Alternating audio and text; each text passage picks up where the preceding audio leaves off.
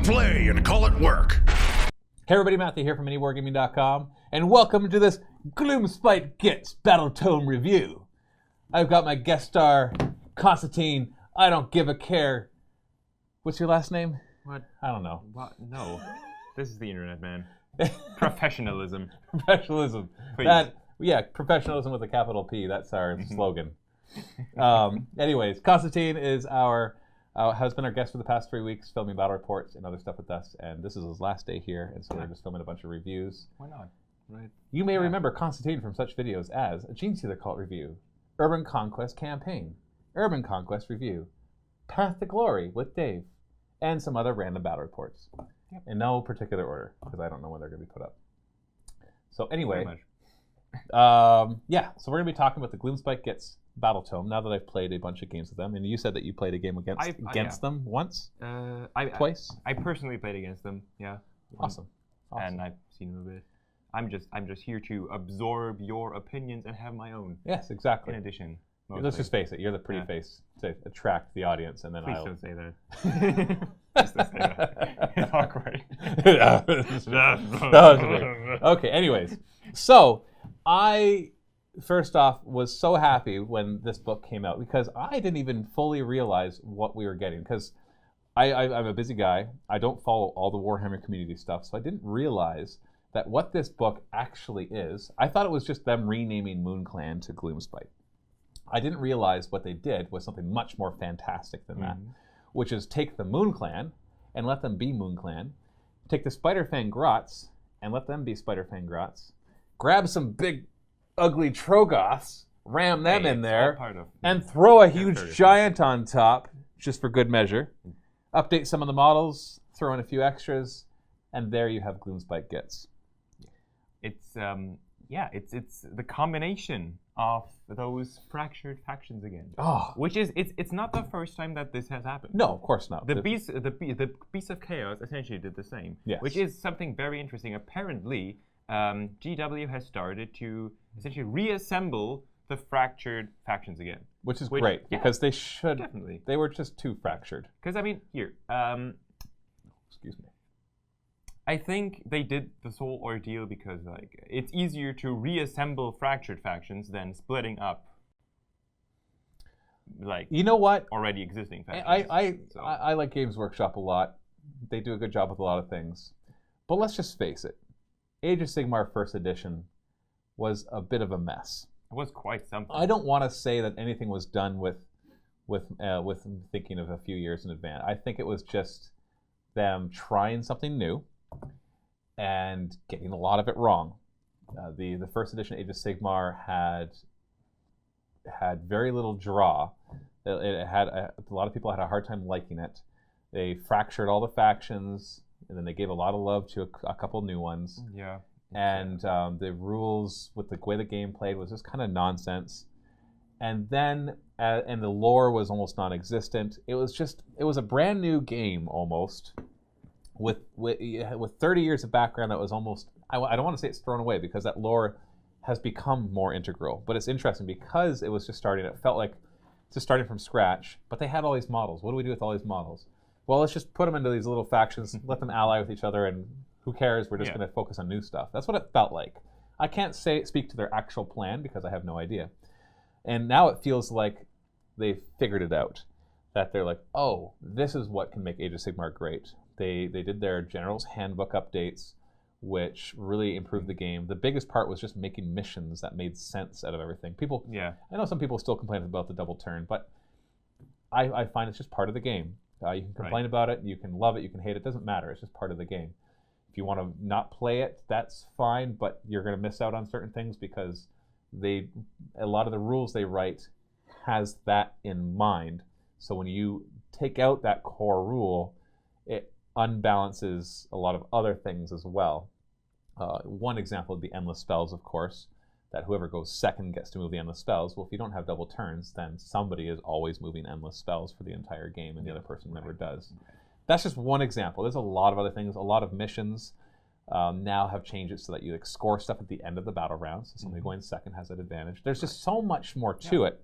And so just part of that is them realizing, hey, let's reorganize the factions, bring them back together.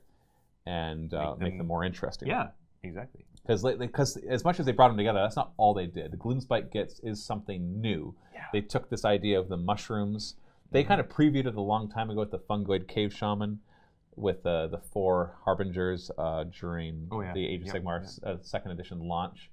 But and now they're kind of taking that aesthetic and going to the extreme and uniting all of them together. So I really hope that they do this with other factions. I hope Ogres all get brought back together that the Beastclaw Raiders, Ogres, Gutbusters, the fire-breathing one, Firebelly, all get one faction. I hope all the Orcs come together. By all, I mean Iron Jaws, Bone Splitters, and the Bone Splitters. Bone Splitters, yes. Yeah. I don't really care about the regular plain Jane Orcs, just like we don't have the plain Git Mob Grots in this one. I'm okay with that. I don't feel that I don't really care about those ones. They almost feel like you phase those out, leave them behind. That's maybe okay. Also even like the Elven factions, the Swifthawk agents, the Phoenix Temple, and such. I could imagine them doing. Heck, even like some of the free people and the dwarves, the Ironwell Arsenal. Yes. Yeah. And the dispossessed. Oh yeah, and they could all come back together as well. Yeah. So hopefully we'll kind of see that. But I don't know what the future is. And in addition to new factions as well. And so that's what we're seeing here. And I really, that right off the bat, big thumbs up from me. So as I went to play it, the realization that all these things were mixed brought a large sense of joy and glee to me. Because if you know the way I like to play, is I don't like to have to play the same thing more than once. Or at least not several times in a row. That I like variety within my Battletome or Codex. So that internally I can play the army a lot of different ways. So essentially, you can look at this Battletome as divided into 3 sections, and that is MoonClan, Spiderfang Grots, and the Tro Goths. Each of them have their heroes. Each of them have their command traits, artifacts. 2 of them have their spell lores, because trolls don't have spells. Yeah. But you have a separate MoonClan lore and a separate Spiderfang lore. But they all have the Gloomspite Gitz keyword, which means that any abilities that specifically target Gloomspite Gitz, it synergizes. And they all have one common allegiance ability. Yes. Which kind of unites them while also keeping their individual feel, their traits. So this allegiance ability is kind of strange. It's the Bad Moon. So the Bad Moon, of course, unites all the Gloomspite Gitz together in the lore. The appearance of this weird celestial object that floats across the sky and brings bad luck to their enemies and good luck to them. Essentially the way it works is before the game begins, after deployment, before the first battle round starts, the Gloomspite Gitz player, and if there's 2 of them, they roll off, chooses one corner. So I just kind of look at this as one corner. If this screen is the 6x4 table that we're playing on, this is one corner. So say I chose this one. At the start of the second battle round, the Gloomspite Gitz player rolls a die. On a 1, it doesn't move. On a 2 or a 5, it moves 1 space. And on a 6, it moves 2. So the spaces are corner, middle of the quadrant, middle of the table, middle of that quadrant, and then off the table. So if it rolls a 1, it'll go to the middle. If it rolls a 6, it would go to the middle of the board. And then the next round, if it rolled a 1, it would go here. If it rolled another 6, it would go off the table. When it's in the middle of a quadrant, it affects any models wholly within that quadrant. If it's in the middle of the table, it affects the whole table. And then same thing on the other side. And it has, 1, 2, 3, 4, 5, 6, 7 different effects. Now, it sounds like a lot, but it's just more that each type of thing gets its effect. For example, at the beginning of your turn in your hero phase, you can choose an enemy unit that's affected, and they take some mortal wounds. Your wizards get +1 to casting. Enemies get -1. If your general is in it, you get an extra command point. Squigs can charge even if they ran. Grots get to reroll 1s to hit. Spiderfangs, their venom, which does mortal wounds, activates on a 5+ instead of a 6. And trolls, when they regain wounds, they can either reroll to see if they regained, or if they didn't need to reroll, then they can regain double the number of wounds. So these are all cool abilities. Now, in my few games that I've played, it's been very haphazard. And 2 of the games, I kept rolling 1s and it didn't move at all. And other games it moved and it didn't really affect much. So I would say, so far, based on the experience I've had with this, and also just math hammering it, this allegiance ability sucks. It's actually pretty bad. Compared to things like Stormcast Eternals, which just allows you to deep strike, which just allows you to have certain abilities, or the Night Haunt, or the Death ones, which just give them their deathless minions, or even the old Destruction one, which let me have the ability to move extra and those kind of things. This one, not a big fan of. I think it's pretty. I'd give it a C- at best. It is unpredictable, kind of. Too unpredictable. You can't really rely on it. But I mean, for a Groth Allegiance ability, I think that's totally okay. It's I fine. mean, it's still Groth we're talking about, right? So it makes it's fine. sense. If there was something else they got as well, then that would be fine. Now, this does not make me like the Gloomspite Gitz Battletome any less, because I can just kind of ignore that Allegiance ability, and the rest of the book is quite good. I mean, it's still nice and fun to have, right?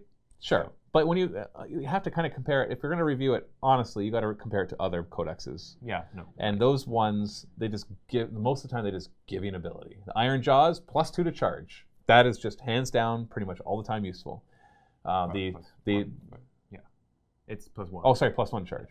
I'm thinking of their attacking thing when they kill something. Yes, exactly. Yeah. But it's just that. For example, a 6-up ignoring wounds, for example. Yeah, for all your death stuff. And other stuff in addition to that. Yeah, the Night Haunt and the Stormcast Eternals both can deep strike half their army. Mm-hmm. You get the Skaven that get extra bravery for every 10 that they have, plus other stuff. You got the Sylvaneth that can... oh man, brain fart. What's their allegiance ability? I just forgot their brain. You know, it doesn't matter. Everybody has their... No, the trees that's a different thing. That's a scenery. We all can bring scenery. So the allegiance ability just seems lackluster. It's random. There's going to be games where it's just going to land perfectly and it's going to be awesome, but it's going to be like, I'm going to say like 1 out of 5, 1 out of 6 games where that's going to happen. But moving on from that, so not a big fan of that. A+ for combining the armies, C- for the allegiance ability.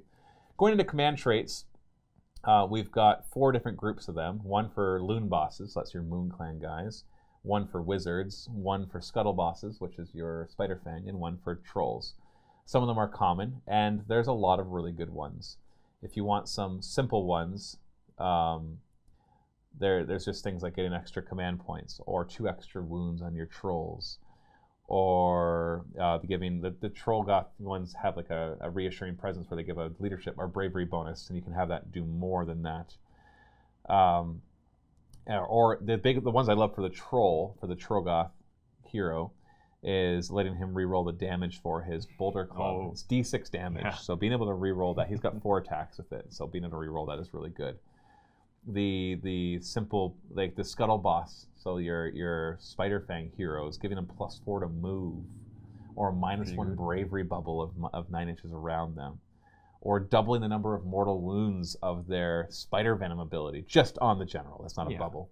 So you get the Scuttle Boss going in there, and he doubles. He could do, and you throw the spell on him, which doubles it again, and they have confirmed that does quadruple it. So you're doing a ton of mortal wounds.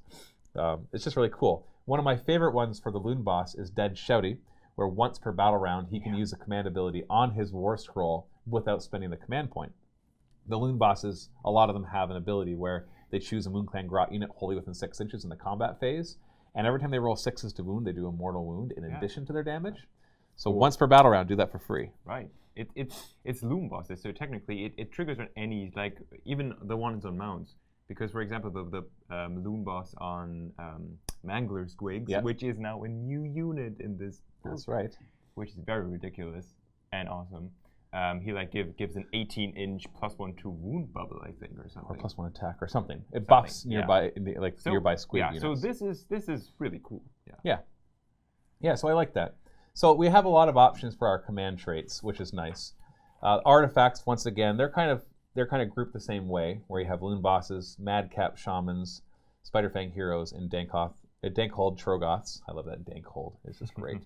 And there's some stock ones that I know are good. I just don't like them. The Clammy Cowl or the Headdress of Many Eyes, depending on whether it's the Loon Boss or the Spiderfang Hero. It's just -1 to hit them.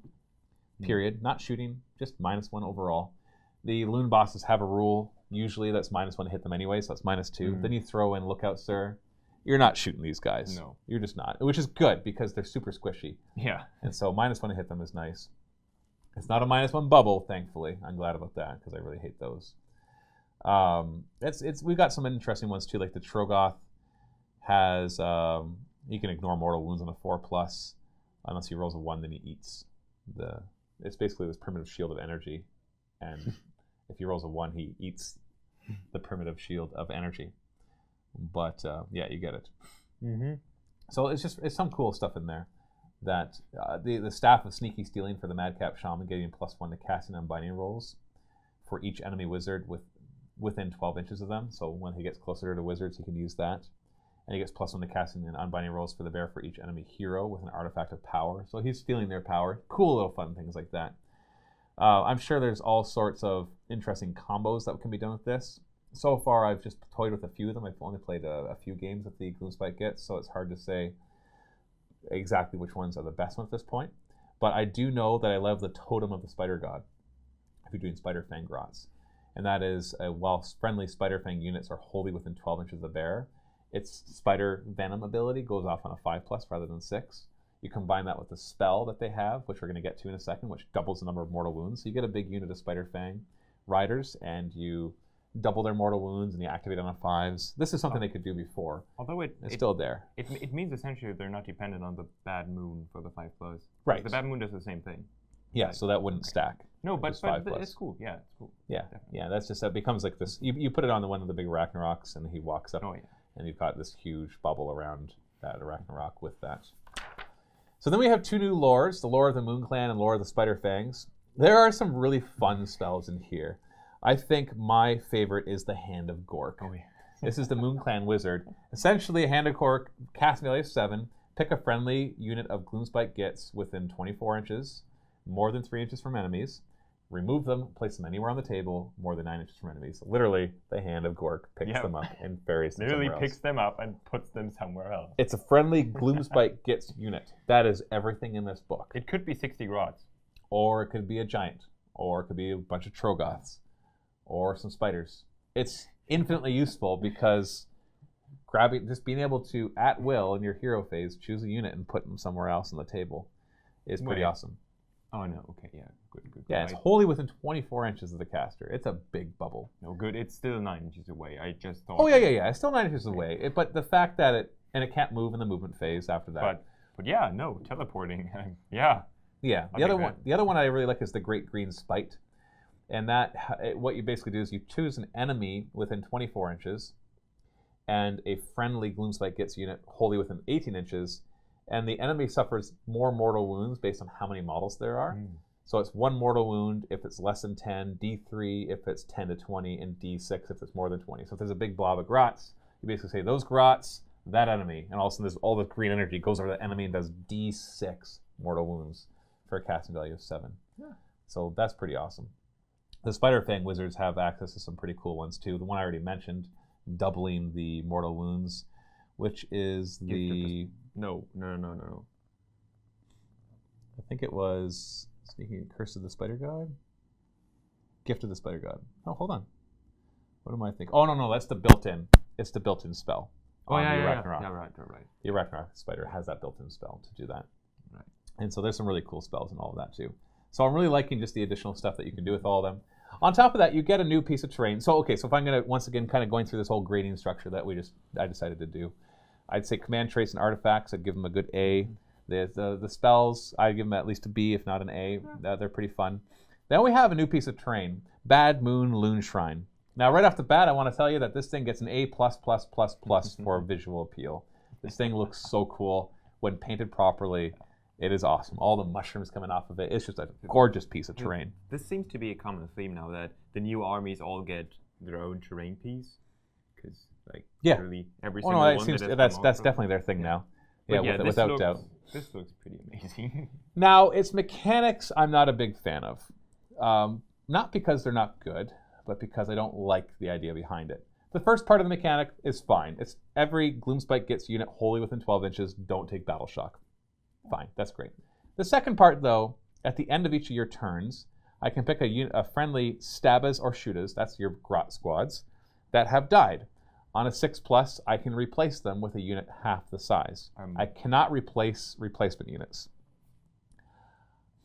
It's on a 4+. That's what I said. On a 4+, a new replacement comes in at half size. They have to be placed wholly within 12 inches of the Loon Shrine and more than 3 inches from enemies. This is at the end of your turn, so you don't have to worry about them charging afterwards. And that's fine, but I just... One of my pet peeves of Age of Sigmar is death. I'm not a big fan of death at all. Watching units that you kill come back and not being able to kill them in the first place is just a frustrating experience. So if you finally killed that 40 blob of Grots or that 60 blob of Grots, and all of a sudden I'm like, hey, 20 or 30 of them come back out of that loot shrine, it's just like, ugh. It's it is usually really frustrating. Like the getting whole units back mechanic is kind of, yeah. I mean, still, it's a toned down version, right? It's just once per unit, and it's on a 4-up. But it's every turn, so you can keep trying it. Right, if you fail and the it's first no time. command point, and So there are definitely pitfalls to it. Like you're getting at the end of your turn, right? So you don't have that control, like you said. It's a 50% chance. It hasn't happened to me yet, and so that's just kind of sat there and given me the battle shock buff, which is nice. So, like I said, A+++ for the visual, B-, C+ for its effect. Partly not because of the power level, but because of the flavor. I'm just like, I get it, bringing more Grots into the battle, but don't we have enough of that? Just let death be the annoying jerks on the block where they keep bringing stuff back that you work so hard to kill. I don't want to be that player. Yeah, I mean, the battle shock alone, I mean, you could just put it in your own deployment zone on an important objective, have 60 Grots around it, and that objective is yours. Yeah. Pretty much. Because how do you kill 60 Grots that ignore battle shock? Pretty much. Right, exactly.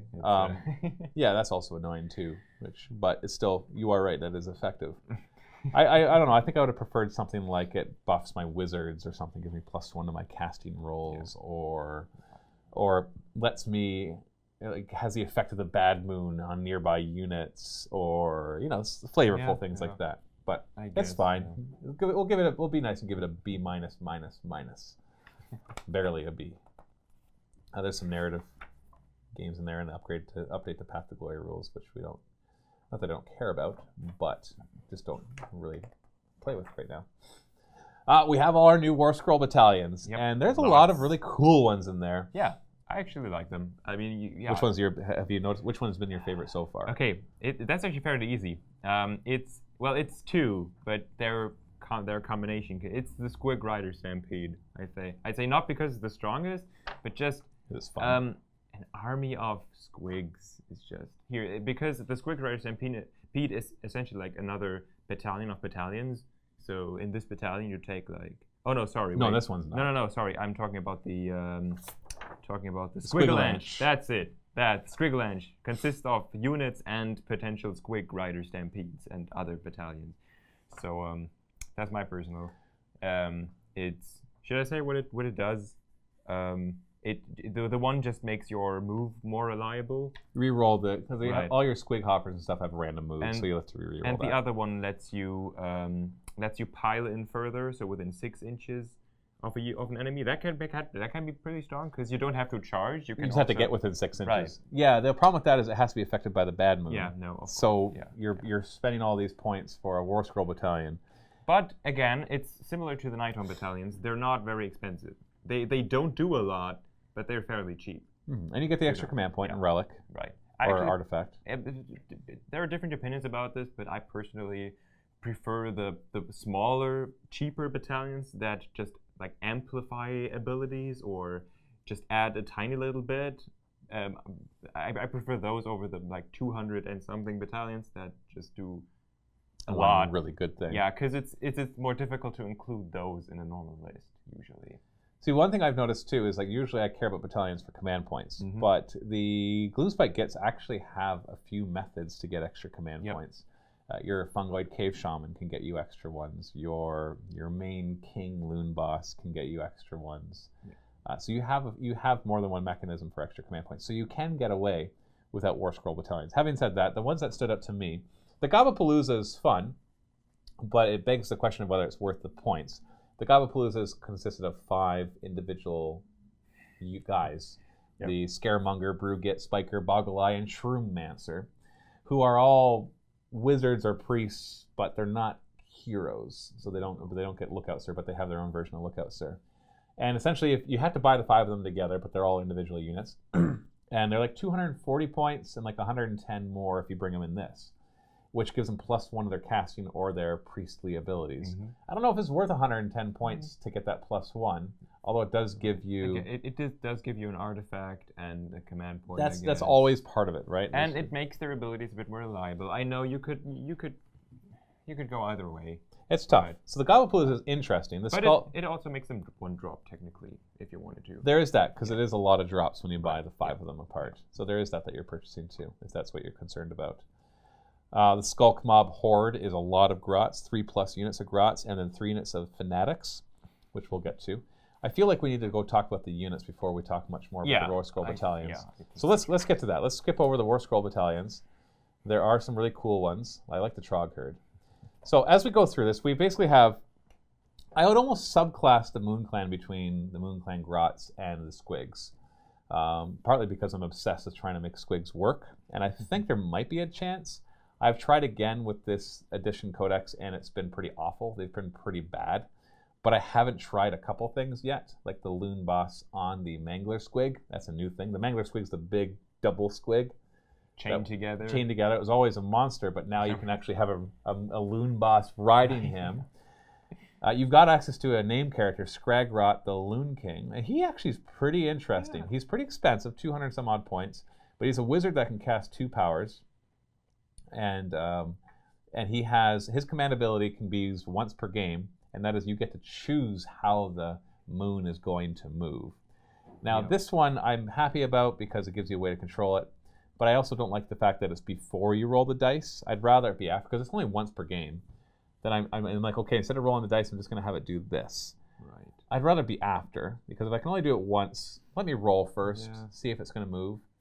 What it essentially allows you, for example, if it's already in the middle, you can just choose to keep it in the middle instead of having it move. For example, that's where I would use it. Yeah. But you got to get it to the middle first. Right. And let me tell you that that's not always easy.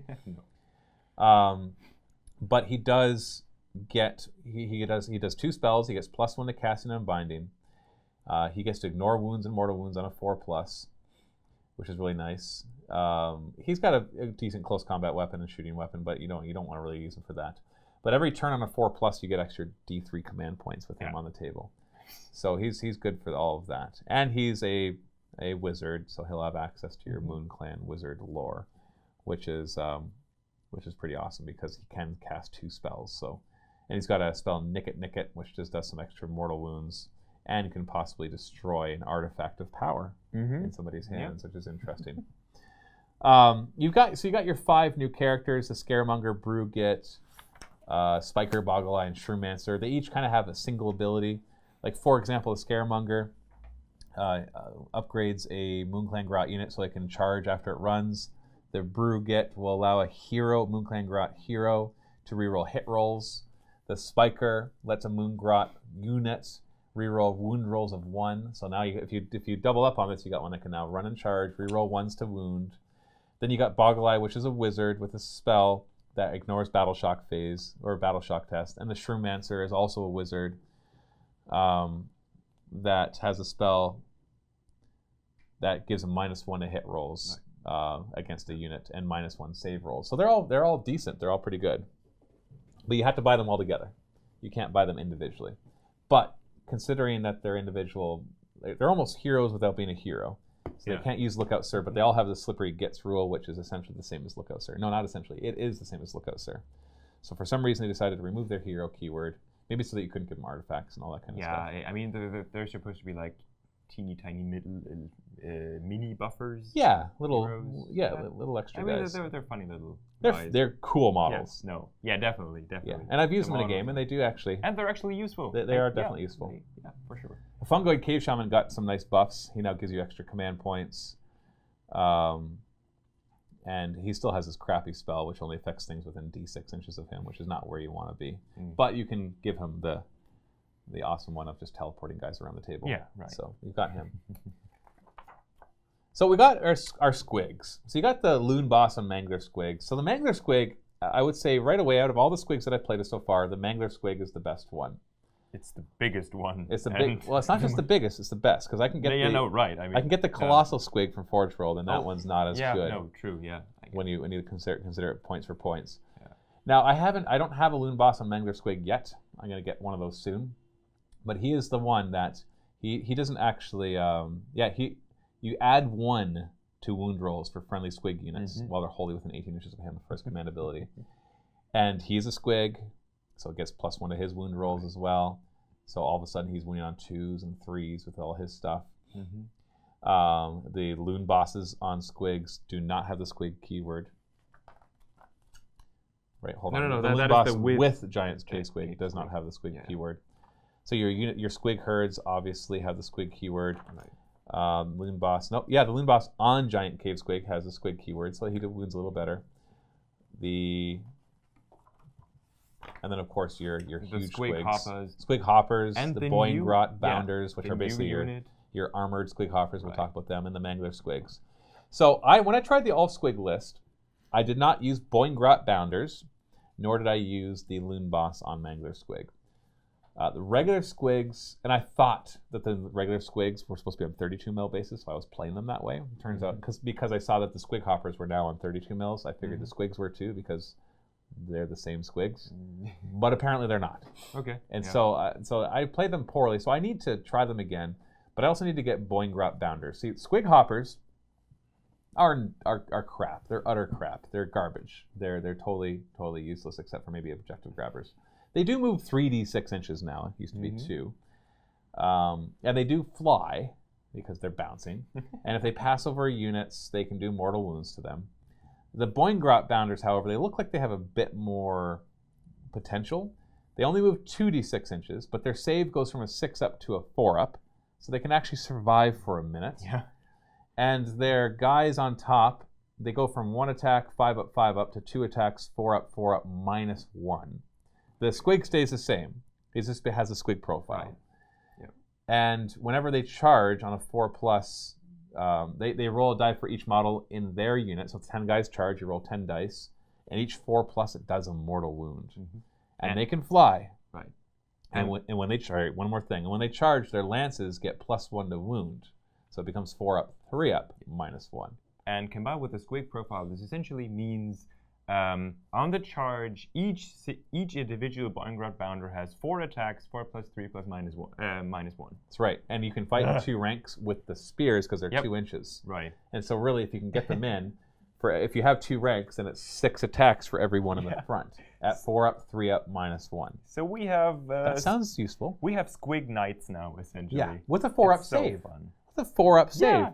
That 4 up save, 2 wounds, they're the same as the Stormcast Eternal Liberator. They're squig knights. Yeah, they have better attacks than the Stormcast Eternal Liberator. Bravery is only 5, so they're running when they take damage. Yeah, sure. Yeah. But you get the loon boss nearby. So I need to get a loon boss on Mangler Squig, and I need to get a bunch of these. Like, we're talking like 40 of them probably. Maybe 20 at least.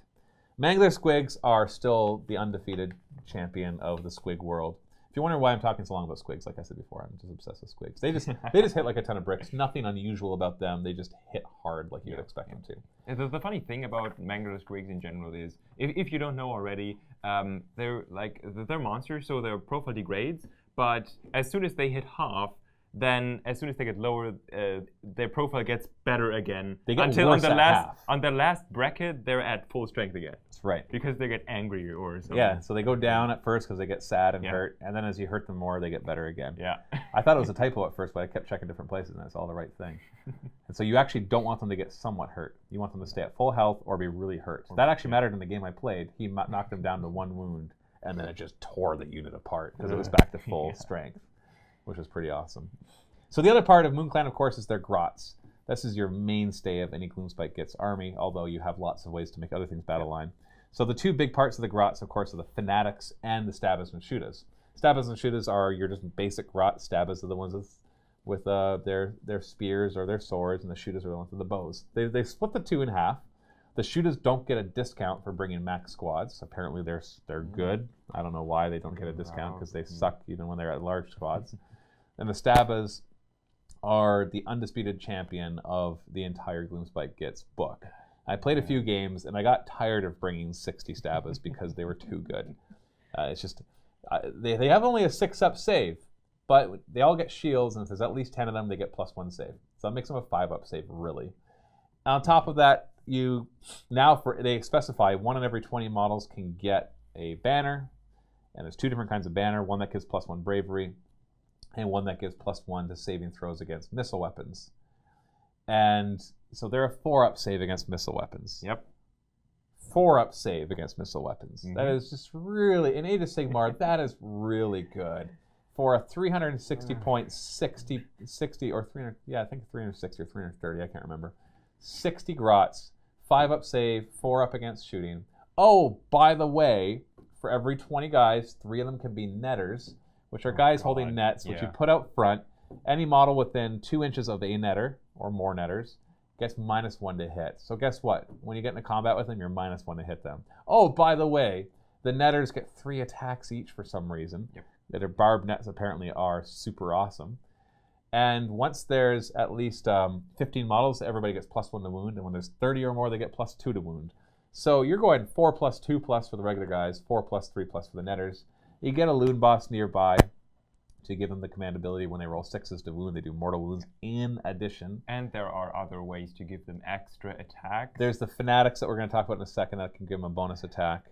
There's the other, all the Gobapalooza squad that can let them reroll wounds, let them run and charge. You've got Inspiring Presence to keep them alive. Actually, the Sneaky Snufflers also give an extra attack, I think. Sneaky Snufflers do that too? Yeah. It's Start of your movement phase, you can say that can't move. You roll a die. If it's less than or equal to the number of models in your unit, pick a friendly Moon Clan unit wholly within 12 inches, +1 attacks for their melee weapons. Okay. But you can choose the same unit more than you can choose. You can choose the same unit multiple times from different Sneaky Snufflers, but it takes 2d6 mortal wounds. Apparently, the mushrooms are too much. Yeah, we can talk about the Sneaky Snufflers after this. But no, it's fine because that's a legitimate thing. The other way is for the Spore Splat of Fanatics. So Fanatics got split up into 2. There's the typical Loon Smash of Fanatics, which still work the same way. They hide inside of a grot unit, and but they have changed them a bit. There's a buff and a debuff. The buff being that they always fight first. Yep. No matter what, before you start choosing back and forth. So if it's your turn, they get to fight, and then you can choose a unit to fight. The debuff is that basically the rule for them is in the charge phase, you can place them within 3 inches of the unit they're hiding in, as long as they're more than 3 inches from enemies. But the debuff is that they cannot charge in the enemy charge phase. They used to be able to do that, really disrupt your enemy's lines. I haven't played with them yet, so I can't really say how I feel, but I have played with the Spore Splat of Fanatics. But you had something to say about the you can still put them in front of your unit and let them put it essentially like screen, because if the enemy still charges, they have to charge the Fanatics, which fight first. Right, and they can't shoot them because they've already done their shooting phase. Yeah. Oh no, I still think they're gonna be great. No, yeah, definitely. They die. They die like dirt. 1 wound, 6-up save, and it costs like 20 points each, 25 points each, some ridiculous number. But they're going to hit like a ton of bricks. And the striking first thing actually makes them... I mean, they can do even more damage now before they die than they could before. Yeah. Is it worth it for all those points? The disrupting the enemy charge is probably where the points really pay for themselves, more than bringing them out on your own turn. They get D6 attacks each, 4+, 3+, -2 rend, D3 damage apiece. So potential 18 wounds if you get super high numbers each. But more likely doing 5 to 7 wounds each, which is still a lot. It's a lot of wounds. The Spore Splat of Fanatics are basically their counterpart, which whirl around these big mushrooms that put out clouds. You can't shoot past them. They can't hide, though, which makes them super easy to kill because they're still the same 1 wound, 6-up save. But they get to, at the start of your hero phase, all movements wholly within 12 inches of them get +1 attacks until your next hero phase. So they don't have to stay with them. They just they get frenzied. So at the beginning of the game, you can put them in the middle of 2 big units, move them up together, and you've got 2 big units getting +1 to attacks. So that's pretty awesome. And they also fight first. They don't hit quite as hard. No, they're only D3 attacks each. They hit on 2s and wound on 4s. Sure, -1 rend instead of -2, and still D3 damage. They still do some damage, but I see them as they could either block line of sight, for 2 seconds until somebody decides. For a few seconds, yeah. But I see them more as in front of your guys, but I see them more behind your big unit of grots, for example, buffing them with a +1 attack, but also blocking your characters, for example, against because the line of sight blocking is also for spells, isn't it? Yes. Like for spells or other abilities that usually just target things. like the the models are not like visible to each like other. the Thunder Tusk's Frost Breath. I think you have to see them. You have to choose something with visible? Maybe, I don't know. I don't know, those yet. but I could imagine. Maybe, hopefully. Yeah. Yeah. So they're cool. They're expensive, though, so it's hard to say how effective they'll be, especially because just blobs of grot seem to be so darn cheap. So then we get to probably my favorite part, which is the trolls, the Tro Goths. You got the Dank Hold Trog Boss, that's a new model, and the Dank Hold Tro Goths, which are a new unit. And then they wrap in the basically the river trolls and the stone trolls, Fellwater Tro Goths and the Rock Gut Tro Goths. And they also bring in the ones from Shadespire Molog and his little gang, which I'm getting painted up right now. I love them. I love them. You can play an all-troll army, and I think it could actually be half effective. This is, that's so awesome. Yeah, the Trog boss is a beast. And so we have his Crushing Grip ability, which is really neat. So 1 inch, 1 attack. He just picks an enemy model, and if he rolls equal to or greater than the wounds characteristic, it just kills it. So if it's a 1 wound model, it's automatic. Sure. But 2 or 3 wound models, 2 plus or 3 plus. And if that's not enough, his 4 attacks at 3 plus, 3 plus, minus 2, d6 damage. Take the 1 warlord trait or the command trait where he can re-roll that d6 damage. Yep. That seems pretty good. Sure. Yeah. No. It's acceptable. It's very strong. Oh, and if that's not enough, just bring a whole unit of him. There's Dank Hold Tro Goths, which are basically the non-hero version of him. You can bring them in units of 1 to 3. They essentially have all the same rules, except just like a smaller version, like a 12-inch bubble of +1 bravery. They have 10 wounds instead of 12 wounds. They still have a 4-up save like him. Yeah. And they have 3 attacks instead of 4 attacks. But the same profile, same crushing grip. So they're essentially the non-hero version of the Trog boss. And to be honest, you're probably only going to bring one of them because they're like 220 points each. So yeah, you could bring a unit of 3 for 660 points. But also like bravery because of that. Yeah, but they don't stack. No, I know. I mean, because they're just bravery 6, bringing them in a unit could potentially lead to 1. Well, they're bravery 7 because they give a bubble of +1 bravery. So they are actually bravery 7. Okay. Yeah, I wouldn't want to. If I was going to, if you don't get a discount for bringing more than 1, so if you're going to bring 2, put them on opposite ends of your army to give the bravery bubble, right? Because then we get to the rest of the trolls. We're going to kind of skip over Molog and the Shadespire trolls. But the Fellwater Tro Goths and the Rock Tro Goths, which are both the same points cost. So you have to kind of compare them side by side and say which one you like. And they both become troop choice or battle line when you bring that Fellwater Dank Hold Trog boss as your hero. And so you have the option. They both have the same wounds, save 4 wounds, 5-up save, 5 bravery, 6-inch move. But the Rock Tro Goths, they hit harder in close combat, kind of. This is, in fact, I'd almost argue that maybe they don't. They only have 2 attacks, 3 plus, 3 plus, minus 2, 3 damage apiece. Whereas the Fellwater Tro Goths have 4 attacks, 3 plus, 3 plus, minus 1, 2 damage. But that's potential 8 wounds, whereas the other one's only potential 6. But the one that's potential 6 is a better rend. Yeah. And so it depends what you're fighting. Depends, yeah. I mean, their shooting is also kind of different. So they both have shooting, just in different ways. Yeah. So the one has a noxious. The Fellwater Tro Goth has a noxious vomit. It's just a 6-inch range, normal shooting attack. 1 attack, 3 plus, minus 2 d3 damage. Which is really good once you get close. Oh yeah, definitely. You got 3 of them in a group. That's 3 attacks, 2s and 3s. Most likely ignoring your armor and a d3 damage each. Whereas the other, they don't have a shooting attack per se, but they have an ability. In the shooting phase, you can pick one unit within 12 inches of it, and visible, obviously, and roll a dice. If the roll is equal to or less than the number of models in this unit. I want to point out, in the unit of trolls. Yeah, not in the unit of trolls. Not the unit you're shooting at. I made that mistake in a game I played. That enemy unit suffers d3 mortal wounds. So cool. Not as much damage potential, but here's the big difference. Fellwaters, you get -1 to hit them in melee, whereas Rock Gut, just ignore wounds and mortal wounds on a 5+. So theoretically, and they both have their regen ability, which in the hero phase, anyone that are damaged on a 4+ will regain d3 lost wounds, which is really good.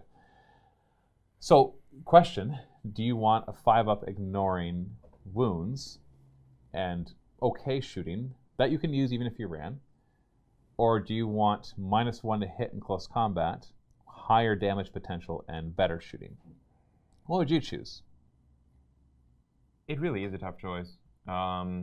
Because both have kind of, I mean, the Felwater Tro Goths are their toughness comes from the -1 to hit, but it's only in melee. Whereas the Rockrat Tro Goths ignore anything on the 5-up. It's wound and mortal wounds, so shooting and spells and everything. The ones shooting, I don't know if it's more reliable. Maybe, because I mean, you usually don't bring like gigantic block bricks of Tro Goths, do you? Usually 3 or 6. Right, yeah, Usually usually you're looking 3 at. to 6. So if it's 6, then this ability is more useful. But it's just 1 unit, it's still only D3. It's only D3, whereas if you D3 brought normal. 6 of them, you got Yeah, right. 6 It's attacks, 6 each attacks, with D3 damage. Potential D3, yeah.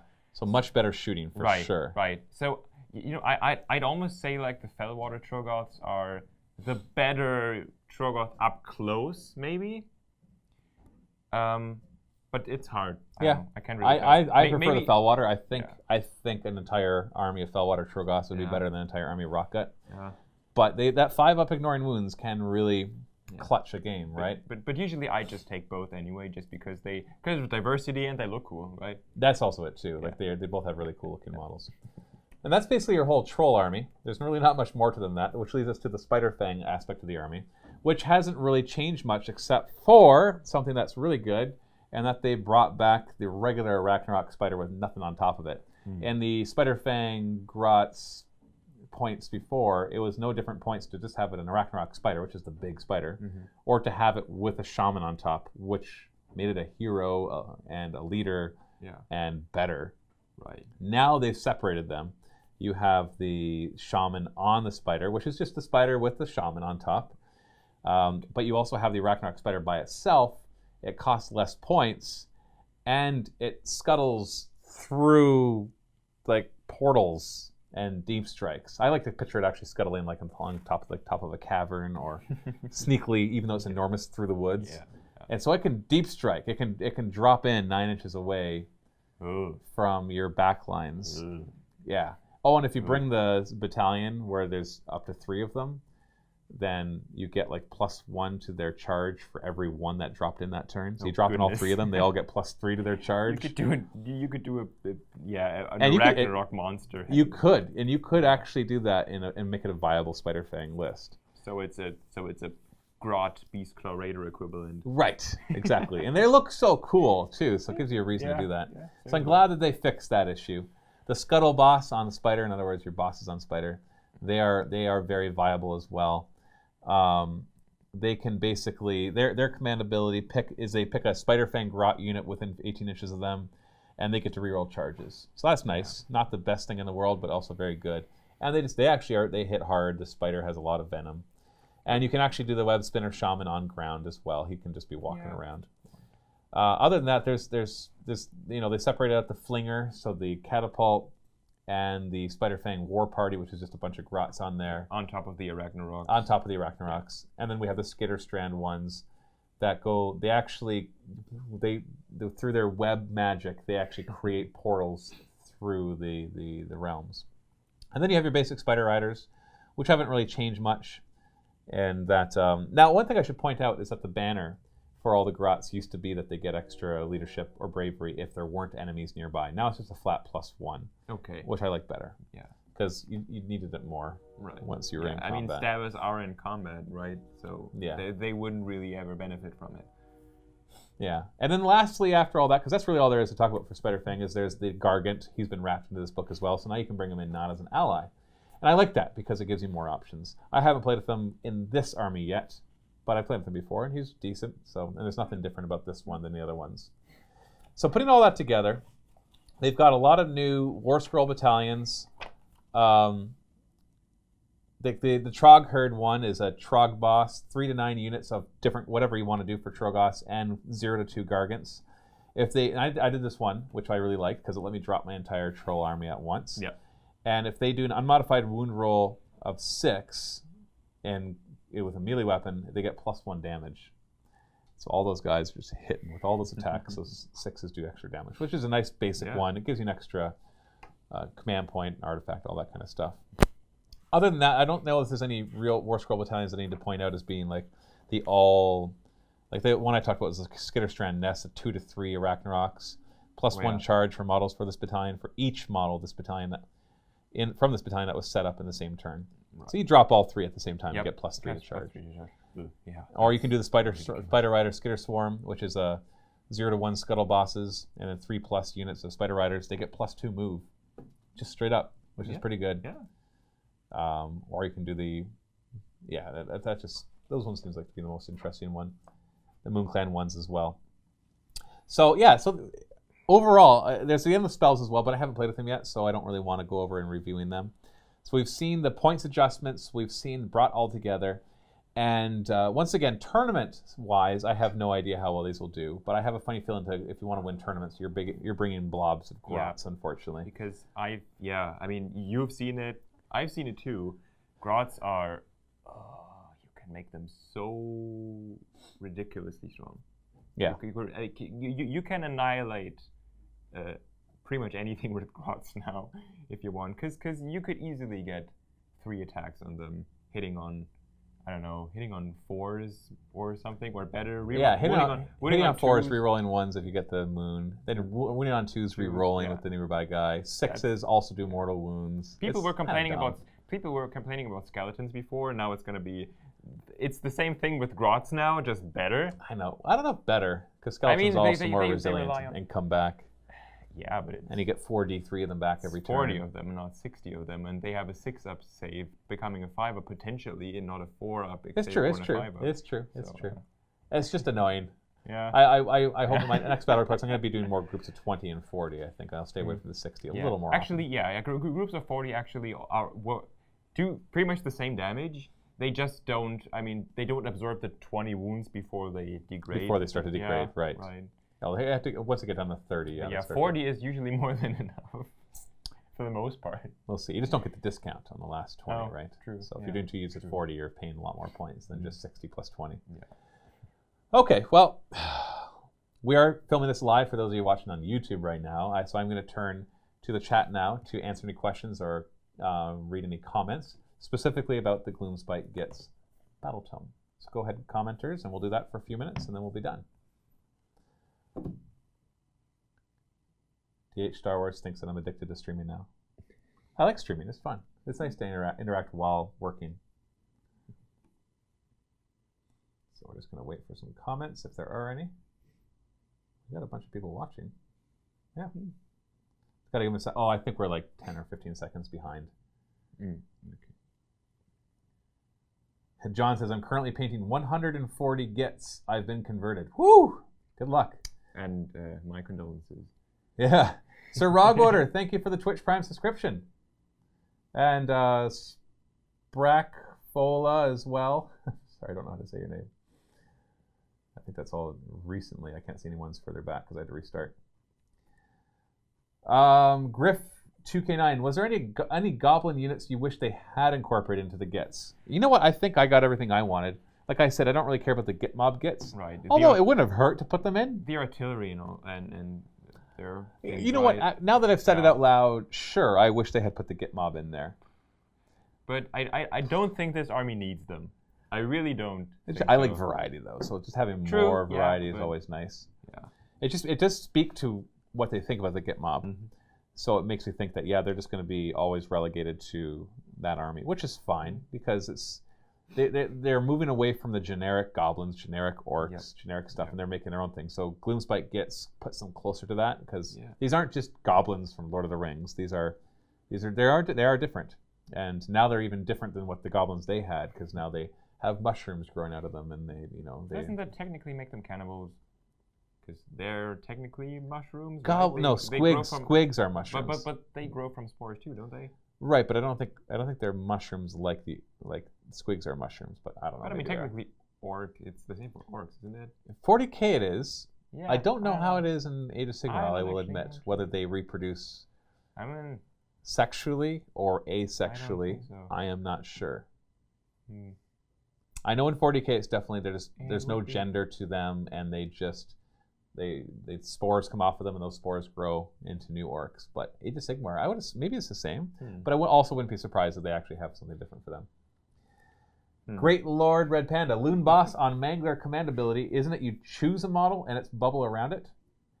Yeah, you choose a model Yeah. with that command ability. Right. It's a weird wording they've put into a lot of command abilities, where they're like, you activate this command ability, choose one model with this command ability, and they get the bubble. So Yeah. it's basically just saying this model gets This the bubble. model has the bubble. And because if there's two of them with the same command ability, then I think it's trying to make you not think you pay one command point and they all get it. Right. Ninja Fish, did you miss the scatter die for Fanatics? I never really played with them with the scatter die. But there is something to be said about rampaging through your own lines. That is kind Yeah, of that's fun true. and thematic. I know the Colossal Squig would do that too. He'd be like, blah, blah, blah, Yeah. blah, blah. He's this big Pac-Man and walk, wherever he went. Yeah. I do wish the Colossal Squig was better. He's just a little lackluster for his points. Either drop his points by like 100 or just, like, he hits so hard, but I don't know. He just doesn't ever seem to do much. I think it's just because he's not as survivable as he should be. I mean, yeah, the Fanatics still kill themselves. If they roll a double if on they a roll charge. double, but yeah, like no. But they also do mortal wounds to the enemy if they roll a double on a charge. So Oh, yeah, true. they've taken away a lot of the randomness that just hurts you. Euromatix, have you tried to make use of the Hopper Mortal Wound Passover? I've tried, but they haven't survived long enough to get there. So we'll see. Zergalurgadurg, if you could have made a model for the army that would have made it more fun for you, what would it be? Made a model? I don't know, because it feels like they have... I guess it would just be like the Git Mob stuff. Like I love the idea of launching grots in their catapult, things like that. But I don't know. I'm not creative enough to just come up with ones on the spot. What's up, nerds? Says MiniWarGaming Josh. Not much. How's it going, nerd? Super Wasp King. I think that 3-unit dank hold Tro Goths would only be viable to field point-wise for games with 10,000 points. Do you agree? Oh no, you could do it for much less. I say in a 2,000 point army, you totally can bring 2. Yeah. 100%. I think I did the math, and it's easy to bring 2. So you could do 3 at 3,000 points. It's 440 for 2, right? So it's not too bad. It's like the equivalent of 1 giant or 1 or 2 giant. They are 12 big wounds monsters. apiece, but they're just as survivable as Oh, you mean 12 grots. Yeah, you mean the Tro Goths, right? No, the Tro Goths. the Tro Goths. They're 10 wounds, but yeah. The 10 wounds each. So they're as survivable as 10 grots. Yeah. Because, yeah, they have a 4-up save. It's so the ridiculous. grots at range. Wait, so they do become a unit if you want? Yeah, you can do a 1 to 3. It's kind of ridiculous that you can make a unit with 10 wound models. It's kind of funny. It is. It allows you to drop them all at once, right? Yeah. But I don't know if I'd ever do it. No, but it's just... Okay. Ninja Fish says, I played Night Goblins in Fantasy, and I just missed the silly insanity. I can get that. Yeah. Core 8 Ball, hey Matt, if you could, would you include the Goblin Flyer from Vanguard into Age of Sigmar? What's Vanguard? You know what? I'd include but this and coming back to the one question before, I would have liked to see the Doom Diver catapult. Yeah. Like at least the Doom Diver catapult, because like this like lunatics and crazy grots is like also part of the theme of this army, and like crazy grots that launch themselves into the enemy. It would make sense for me, but yeah. Well. Yeah, You can exactly. still ally them technically, can't you? Maybe? You can, I think. I never really looked. Can you ally them? There should be in the back of this book, because it's a new one. Allies, Bone Splitters, Git Mob, and Greenskins, but not Iron Jaws. Not Iron Jaws. Interesting. Yeah, Iron Jaws doesn't really get along with anyone.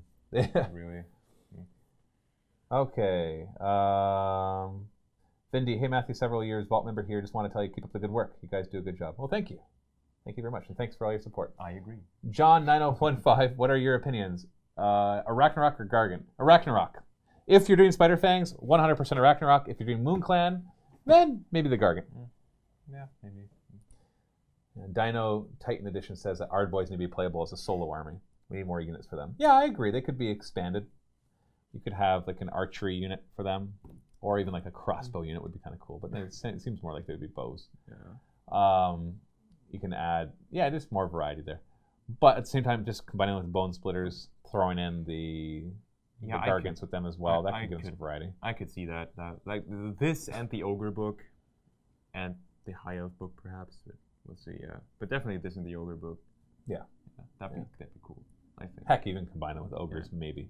What do you think? Would you like to see Iron Jaws in like a bigger army, so not their own separated thing, but now like this part of a grander force that you could still play separately if you want to? But I don't know.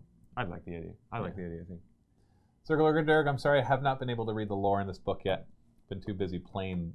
I got 2 new armies back to back. They came out with Gloomspite Gitz and then Genestealer Cult right afterwards. So I've been busy just trying to keep up with that because that's a lot all at once. And how are they incorporating the Gitz into the AOS lore? Well, I do know the basics of it. That the whole Bad Moon thing. Yeah. That they're just kind of another faction burrowing their way through. I haven't read much either. I just know generally like the Bad Moon is essentially like a celestial object that just that flies around the mortal realms, and it flies sporadically, so you can't predict how fast it moves or where it moves or something. So the Gloomspite constantly hunt it because they want to be in its line, light, and essentially, the Gloomspite Gitz have underground, their own areas and